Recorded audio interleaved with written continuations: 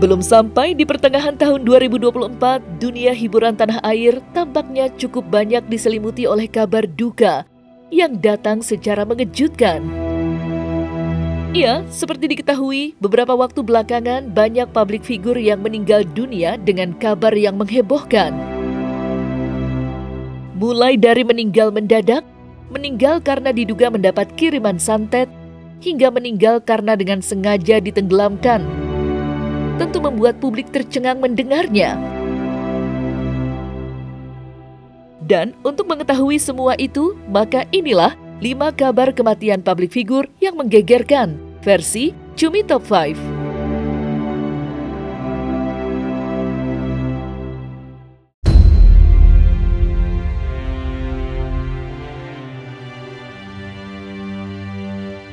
Penyanyi muda berbakat Melita Sidabutar meninggal dunia di usia 23 tahun pada Senin 8 April 2024 lalu.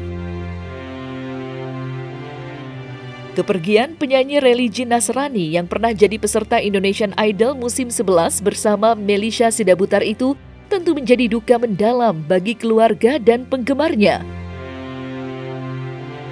Namun, di balik duka tersebut, nyatanya terdapat beberapa sorotan yang cukup menakjubkan selama proses persemayaman Melita Sidabutar. Ya, seperti diketahui, saat malam penghiburan, sepasang burung merpati putih berterbangan di dalam ruang persemayaman Melita Sidabutar.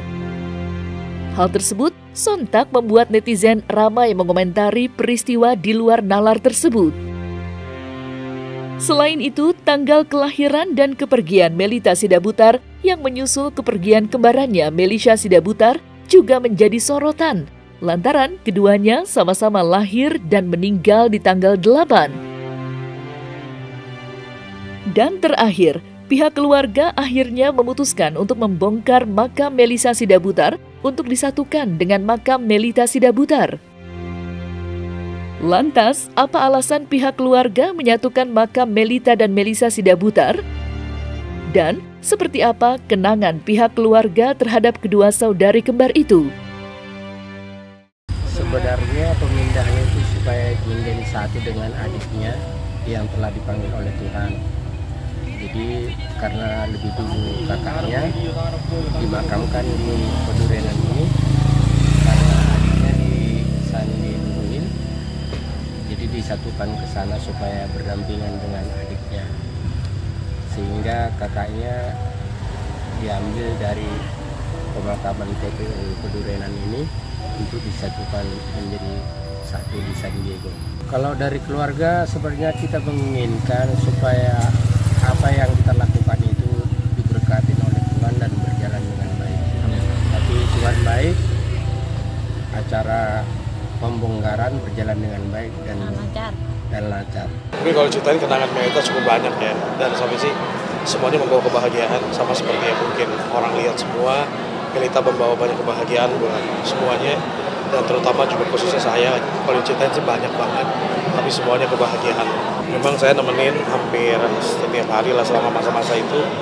Jadi waktu pas berpulangnya pun ya kami bersama-sama dengan keluarga lah. Jujur kalau pesen sih nggak ada, karena dari Melita sendiri juga Melita yakin Melita sembuh, Melita sehat, dan memang Tuhan menjawab itu. Melita sembuh, Melita sehat, dan memang yang terbaik dari Tuhan.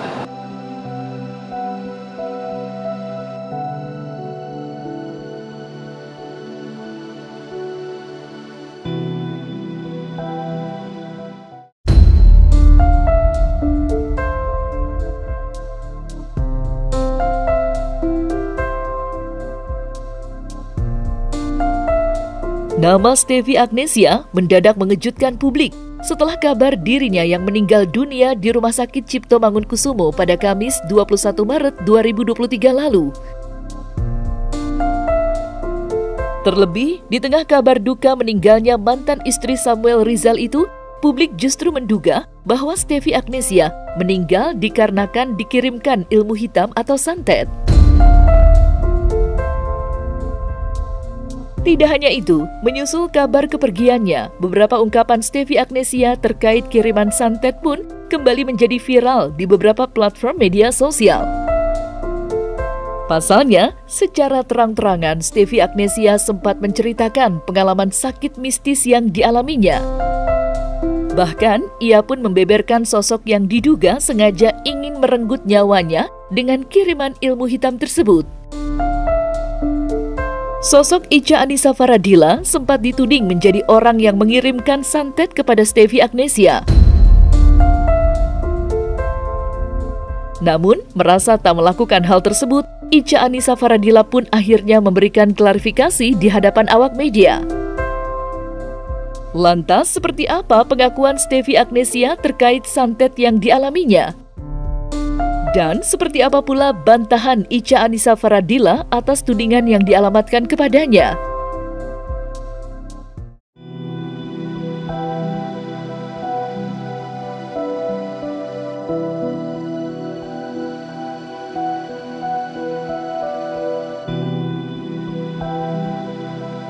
Jadi intinya adalah orang ini yang nyantet aku maunya aku sampai mati, meninggal ya guys, meninggal. Jadi udah bukan cuma pengen usahanya sepi atau pengen pisah sama suami, itu juga termasuk. Tapi intinya adalah dia maunya aku udah gak ada di bumi ini aja gitu, di dunia ini. Jadi selama 3,5 tahun itu aku tuh suka merasakan badannya lemes, terus pundak tuh berat. Terus waktu hari pertama yang aku rasakan pas aku nggak bilang itu santet, jadi aku merasanya jadi jam 11 malam aku lagi tiduran, tiba-tiba 5 detik tuh aku nggak bisa nafas guys. Nah karena aku nggak tahu hal-hal kayak gini, yang jadi aku berpikir itu adalah sakit GERD. Jadi aku sempet ke 25 dokter, tapi nggak ada sakit apa-apa guys. Sampai aku tuh ketakutan meninggal, ketakutan dengar kata kuburan, ambulans.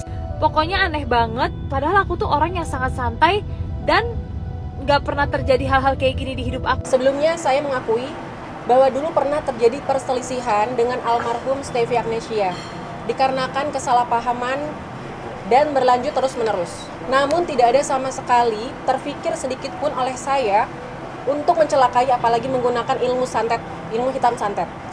Santet adalah perbuatan dosa besar yang tergolong perbuatan musyrik yang diancam jadi penghuni neraka jahanam yang kekal. Jadi saya sebagai muslim yang lahir dari keluarga yang baik-baik tidak mungkin melakukan perbuatan tersebut. Qadarullah, sakitnya almarhum Stevi Agnesia sama sekali tidak ada hubungannya dengan saya dan keluarga saya. Bahkan pada tanggal 4 Oktober 2023, saya dan suami saya sudah bertemu dengan suami almarhumah Stevi Agnesia untuk bersumpah Al-Quran.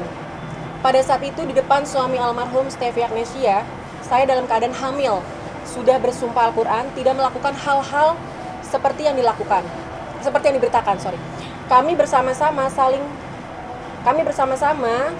berbaikan dan saling memaafkan atas semua perselisihan yang pernah terjadi. Postingan santet pun yang ada di media Instagram telah dihapus oleh almarhumah Stevi Agnesia. Dan namun yang di namun memang postingan di media TikTok belum dihapus sehingga membuat berita ini menjadi viral dan mulai sangat mengganggu saya dan keluarga saya.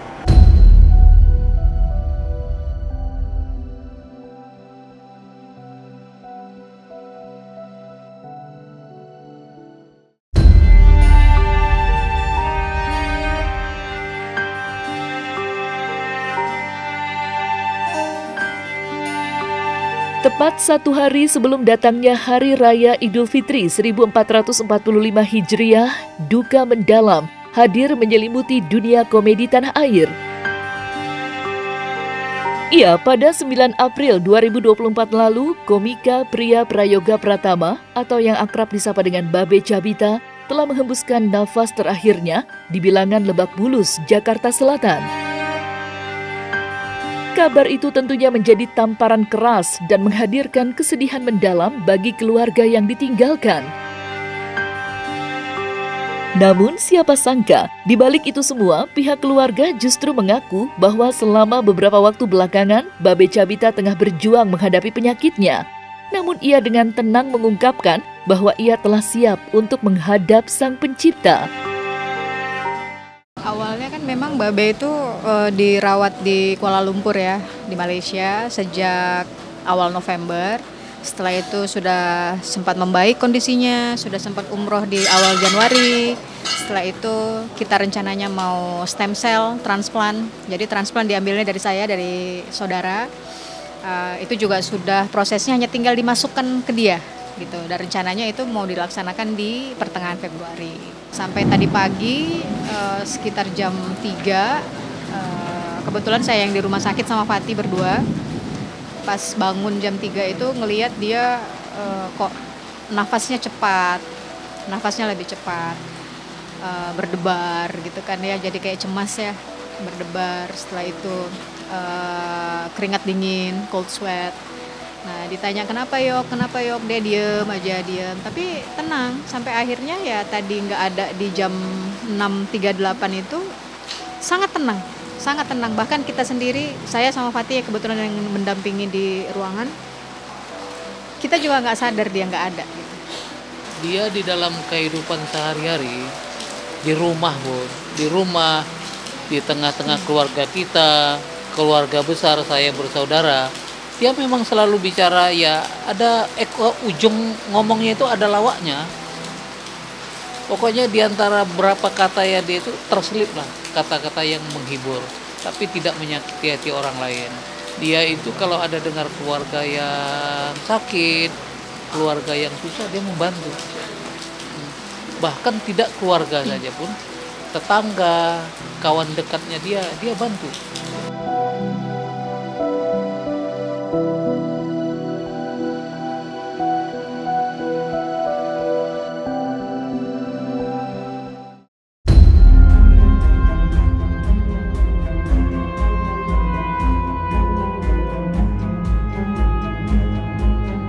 Kasus kematian Dante, anak Tamara Tiasmara dan Angger Dimas yang terjadi pada bulan Januari lalu sempat membuat publik heboh. Pasalnya, Dante tewas di tangan pria berinisial YA yang merupakan kekasih Tamara Tiasmara sendiri. Seperti diketahui, secara keji, YA menenggelamkan Dante di sebuah kolam renang di daerah Duren Sawit, Jakarta Timur. Selain itu, Tamara Tiasmara juga sempat menjadi sorotan lantaran diduga bersekongkol dengan kekasihnya YA.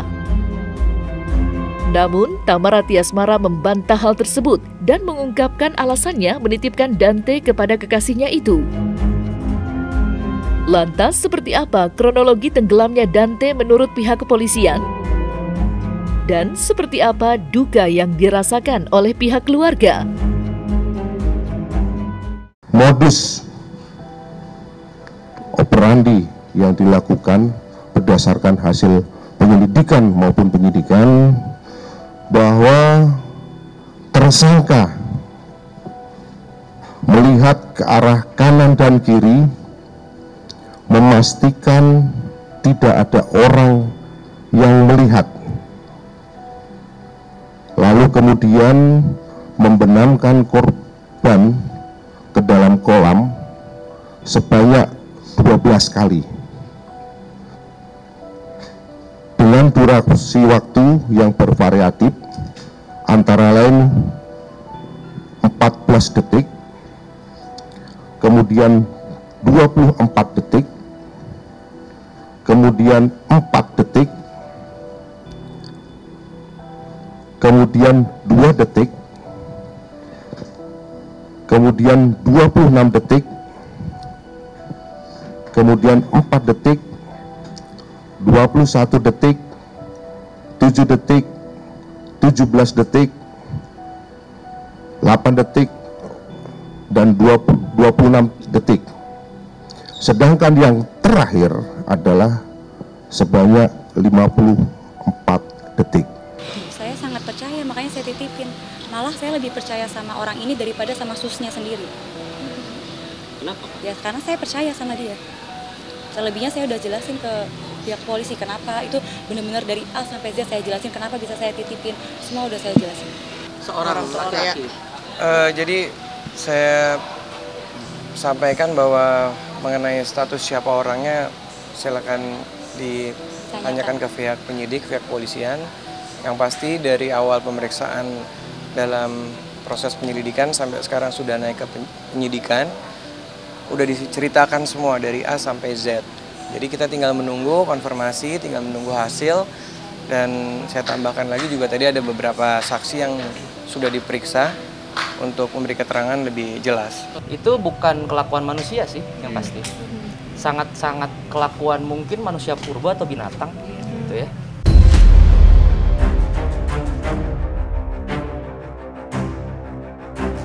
Wah, bukan naik pitam lagi. Saya udah, iya, karena cucu saya bilang, saya cucu kesayangan dan saya selalu banggakan, dan di mana-mana saya ya Allah,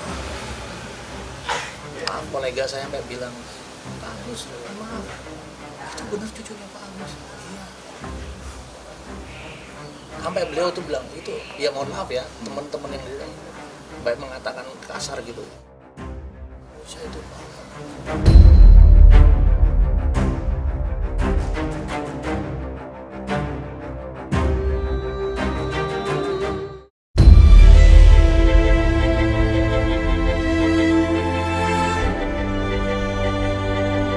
Wafatnya Dony Kesuma meninggalkan duka yang mendalam, tidak hanya bagi industri perfilman, melainkan juga dunia olahraga Indonesia.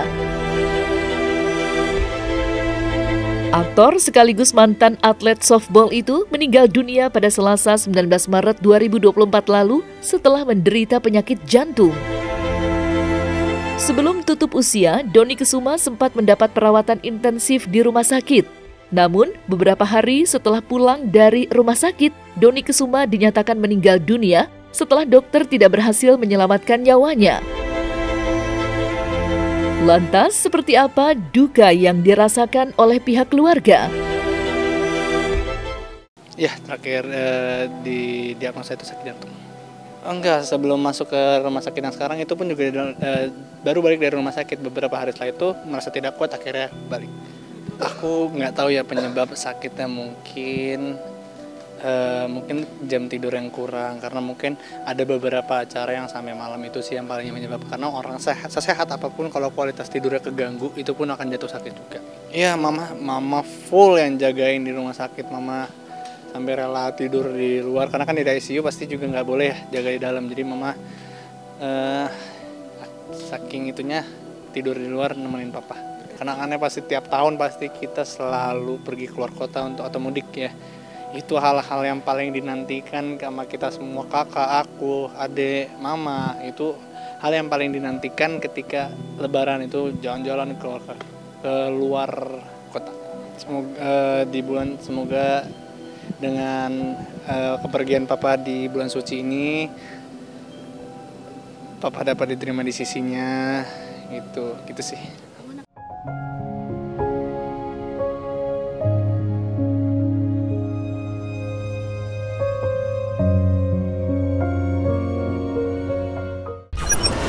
One, two, three, four, five.